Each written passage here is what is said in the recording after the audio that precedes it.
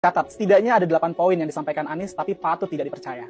Yang pertama, soal biaya kampanye Anies bilang itu adalah sumbangan pendukungnya. Nah, yang dipertanyakan nih, Anies itu kampanye di mana-mana sering naik pesawat jet. Nah, pesawat jet biaya sewanya dari mana, Pak? Terus yang kedua nih, Anies bicara soal pendidikan. Dia cerita soal bangku sekolah yang kaya piramida. Makin tinggi, makin dikit bangkunya. Padahal waktu dia di Jakarta, dia sendiri nggak mampu buat memberikan bangku sekolah yang cukup waktu mimpin di Jakarta. Artinya, dia nggak mampu memberikan bukti kalau omongan dia itu bisa dilaksanakan. Lanjut, yang ketiga, dia bilang akan memperbaiki pengadilan. Walah, ini mah ngaco banget. Apa Anies itu nggak ngaca ya? Kalau lembaga peradilan itu bukan di bawah presiden.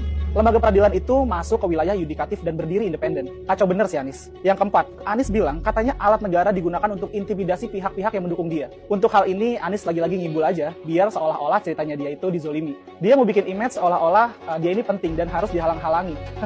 Pak, Anda nggak sepenting itu, Pak. Nggak usah GR lah. Bilang dihalang-halangi, Anies masih sering bikin acara di sana-sini. Bebas pula. Duh, nggak capek apa ngibulin rakyat mulu, Pak? Masuk yang kelima. Anies bilang, setiap jabatan harus diisi sama orang-orang yang kompeten. Lah, faktanya di Jakarta, beberapa jabatan diisi sama orang-orang dekatnya dia. Nggak kompeten pula. Gue ambil contoh aja ya. Apa kapasitasnya Jess Khalifah? Kok dia dikasih jabatan komisaris Ancol? Terus TGUPP, itu yang jumlahnya seabrek-abrek, fungsinya buat apa, Pak? Kok Jakarta makin berantakan sih? Sekarang yang keenam. Anies bilang dia akan membuka lapangan kerja. Faktanya, selama di Jakarta, dia gagal membuka lapangan kerja. Yang dulu janjinya 200.000 lapangan kerja, ternyata cuma ngomong kosong, alias cuma janji palsu.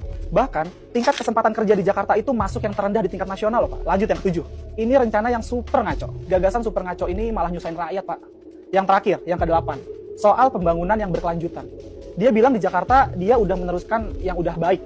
Lu jangan percaya ya, itu ngibul. Faktanya, nggak seperti itu loh. Contohnya aja nih, Taman Kalijodo, itu nggak dirawat sama sekali. Selama Anies mimpin Jakarta, taman itu hancur banget.